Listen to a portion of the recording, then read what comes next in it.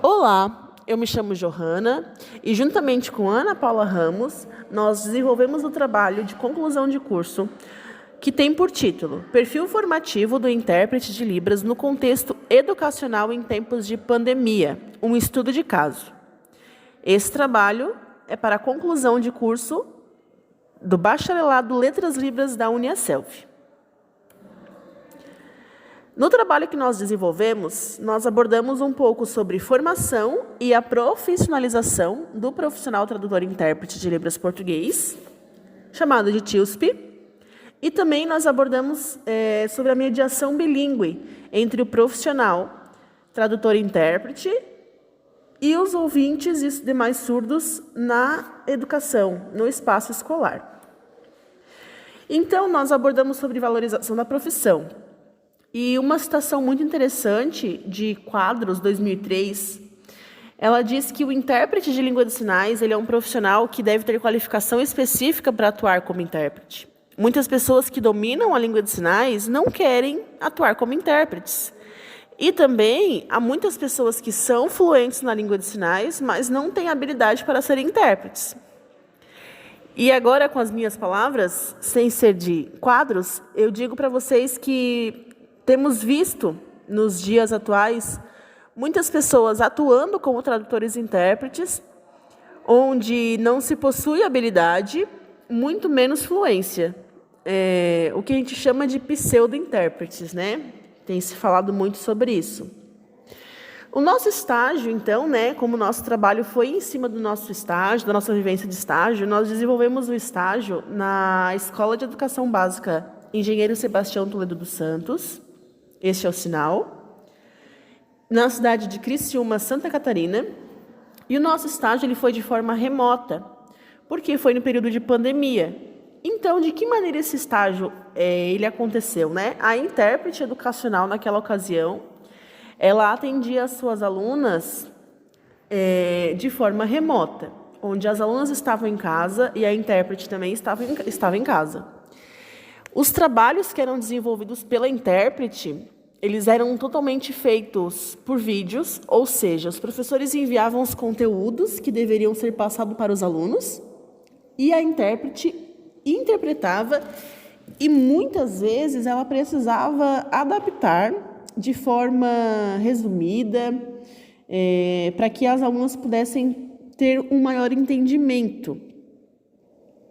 Na ocasião do estágio, havia na escola 6 intérpretes de Libras e o nosso estágio ele se desenvolveu em cima disso, de gravar o conteúdo que nos foi passado e fazer a postagem. Os vídeos foram postados no canal da intérprete para que as alunas tivessem acesso de forma posterior, para que elas pudessem rever esses vídeos quantas vezes fosse necessário.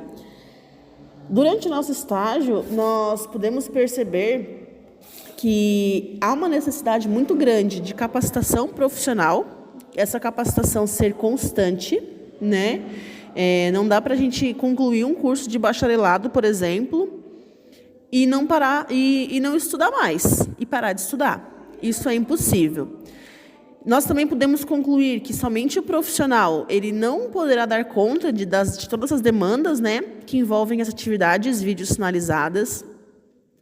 Nós percebemos que a ausência de espaços adequados de gravação, edição e equipamentos de qualidade, eles prejudicam muito no produto final, mas um fator que nos pegou muito de desprevenidas, digamos assim, o fator tempo, porque o tempo, nós sabemos, como profissionais, que o tempo ele auxilia muito na qualidade da tradução final, E como nós recebemos o conteúdo em um dia e no dia seguinte o vídeo já deveria estar postado, nós não tivemos tempo hábil para fazer toda a tradução necessária, de forma que pudesse ser feita, refeita, gravada e regravada. Então, nós percebemos que o fator tempo ele prejudica, sim, se não for o tempo necessário. O tradutor e intérprete de língua de sinais ele precisa ter competências para poder transitar nas diversas áreas que o solicitam. Ele precisa passar segurança para a sua clientela, ou então declinar de tais chamados se não for sua área de competência.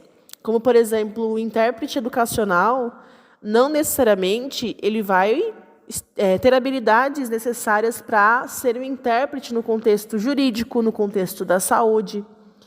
Por exemplo, uma pessoa que ela tem pavor de sangue, né? Vamos dizer assim. Se ela não pode ver sangue, obviamente ela vai ter dificuldades para atuar no contexto da saúde, no contexto clínico, talvez, atendendo partos, como tenho colegas que já atenderam partos. Então, é necessário que a gente saiba respeitar o nosso limite e respeitar as nossas competências, sabendo se devemos aceitar ou não tal proposta, né? E com esse trabalho, nós reforçamos a necessidade de mais cursos específicos para o desenvolvimento do profissional tradutor-intérprete educacional. Como temos visto pesquisas, né, visando promover e preservar a identidade desse tradutor em todos os níveis de educação, pois nós sabemos que o intérprete educacional ele não está só no ensino médio, ele não está só no nível superior, ele está também na educação do ensino fundamental. Então, nos anos finais do ensino fundamental, né? Então, é necessário ser levantado discussões acerca dos temas que têm relação com a nossa profissão e com o nosso desenvolvimento profissional. Essas são as nossas referências e muito obrigada.